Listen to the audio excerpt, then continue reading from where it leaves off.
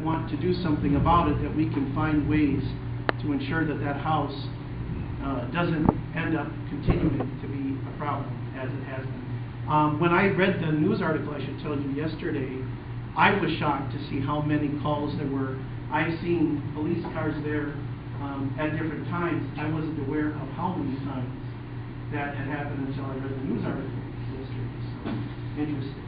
Sunday night, you know, I live right next to the church. We saw a lot of police cars all over the place starting at about 5 o'clock. Weren't sure what was happening. I was actually having a dinner over there at the house. And then early in the evening, I received a call from Dave alerting me to a situation. Read enough, I'm sure, in the news to know exactly what happened.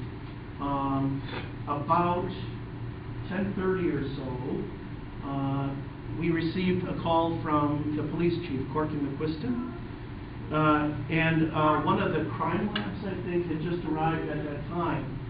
And he said it would take hours for them to do their work, and he wasn't sure that they would have all their work done by the time that school started up again. You have to understand, if you're not from this neighborhood, the whole area here was completely blocked off.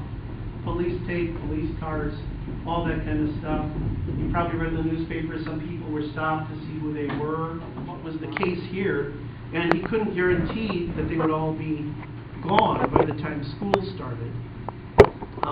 As you heard upstairs, just as good members of the community, we allowed the police to use our school to keep warm and to use as a kind of a base because of the situation. It was the house right across the street from us. And then lastly, the question that I asked him at that time was, has everybody who's been involved in this incident been taken into custody?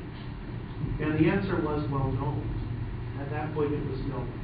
And so the police chief, I, Deb, and then Father Blake was involved in that conversation. We said, we can't take a chance with our kids. We didn't want them coming here with police lines and police tape and having a situation where there was a suspect. There was increased police activity in this area, just kind of monitoring the place just to make sure things were going smoothly there.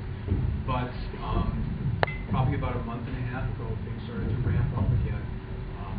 There was, I don't know if it was, I didn't see the paper this morning, there was a kidnapping across the street and stuff, so things have really sort of gotten worse. So I think we really need now, as parents, as community members, need to work together to address that place.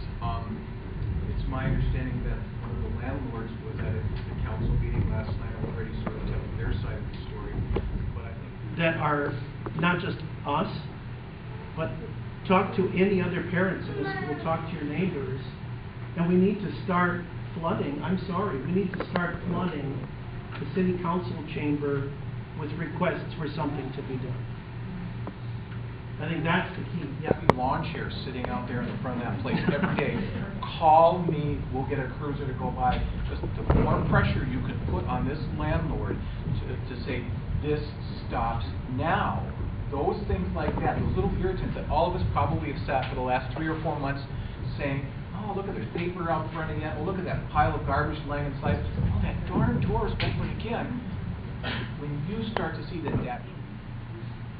I think it's certainly good for you to contact, if you live within the city of Brainerd, contact your city council person.